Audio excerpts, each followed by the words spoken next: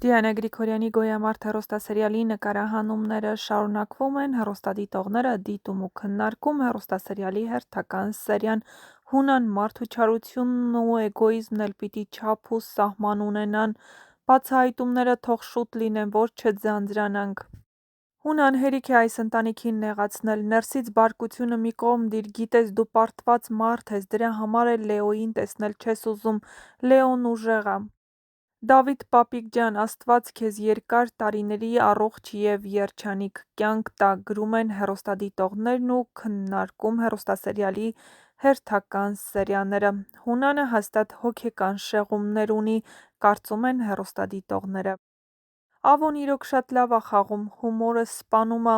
Հունանի դաժան խաղը չափից շատ է, ոչ բնական, ոչ ոք չի ասի, որ շատ լավ է խաղում: